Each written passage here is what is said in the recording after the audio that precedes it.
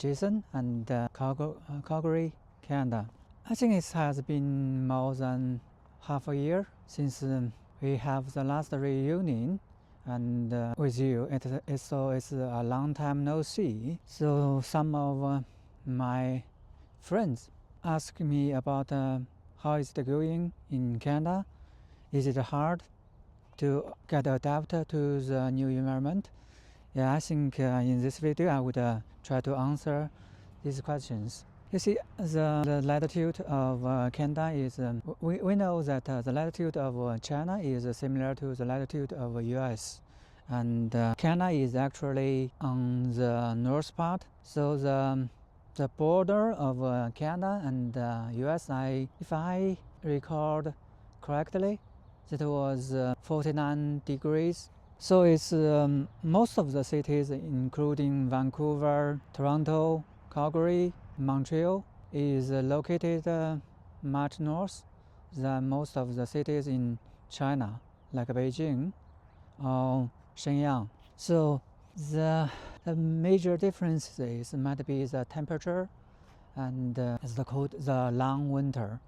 Yeah, the winter of Canada started from the late of November and till the end of April or the early of May of the next year. So it's almost half a year's winter. It snows countless. I think it's the first winter I experienced in Canada. It's quite tough. During that 2 weeks, the temperature would just drop to minus 30 degrees. So it's totally out of my imagination before I come here. But still, that is not the most horrible moment. But basically, the thermometer or thermal devices is quite regular in all the houses in Canada. So during that tough time, the only thing you need to do is to hide in the house and avoid unnecessary outdoor activities. But basically, yeah, for me that you see, this is a nearby park near my residence. It's in the walking distance, and I spend a lot of time wandering in this park. It's just because since I first come here, the first and immediate difficulty I need to overcome would be the language barrier. Like most of you, too many opportunities to speak English or talk in English in China. Yeah, we all know that Mandarin is the dominant language, and there's zero necessity to talk in English. So we basically have a very poor pronunciation. Once I realized the realistic situation, at the beginning of my study in Canada, I tried to reach out all the possibilities to enhance my communication skills and public speech capabilities. I just found several channels that would be help, like the free teaching of English at the public library, the conversation partner program at the campus, and the Toastmasters Club. And I also tried various different other modern technologies to incorporate these technologies for my study at Calgary. But so far I found the most effective one is still the Toastmasters Club. It's just there is just one weekly meeting. But since the first attendance, I never missed any opportunities of the meeting attendance. The thing is that more than half of the members of the Toastmasters club would be the native speakers. The purpose of their attendance at the meeting would be try to do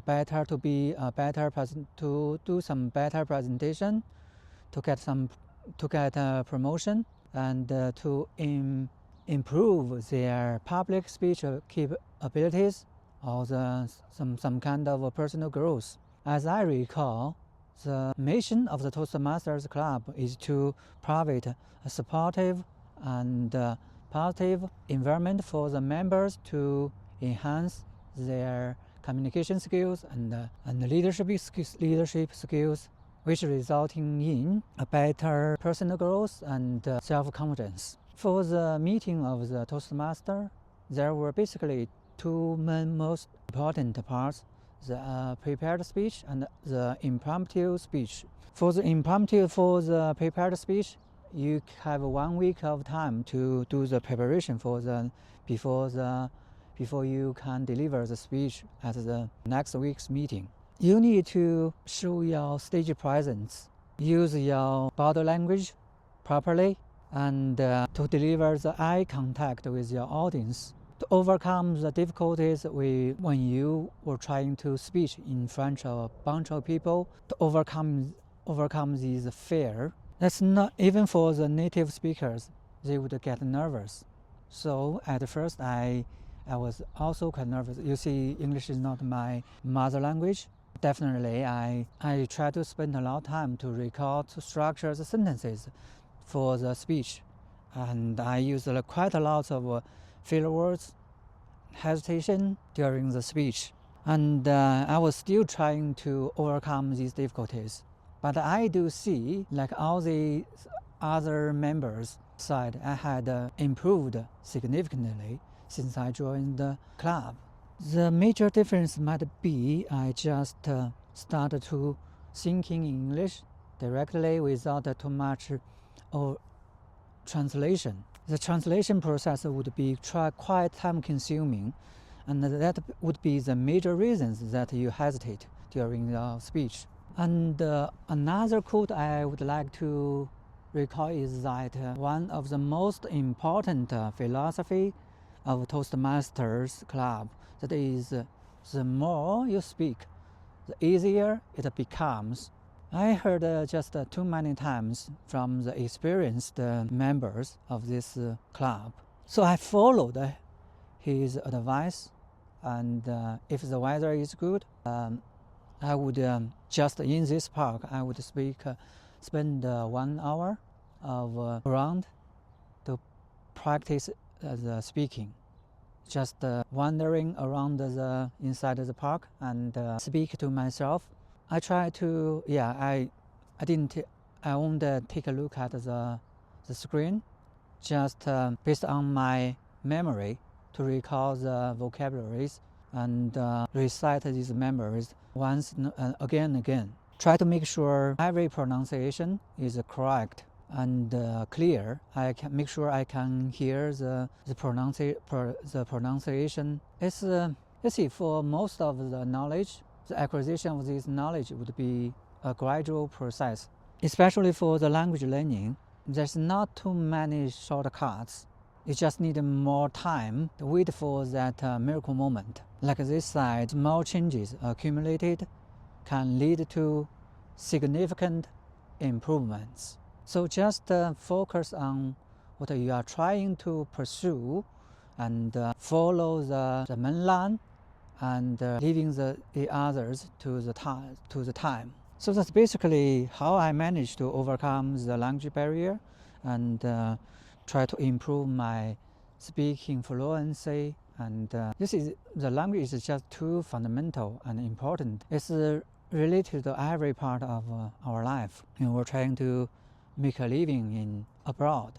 But once you tried to solve the language problem, everything would sort themselves out. It's not that hard anymore. You see, once you overcome the language difficulties, you don't have to spend too much time later to improve the language proficiency, no matter it's for communication or it's for the exam or for the study to the school at the college. You see, you need to get over this. So I think I talk a lot about the language learning in Canada. Yeah, I devote a lot of time, and I think I have made significant improvements, and it was worth trying. Be curious and never stop trying.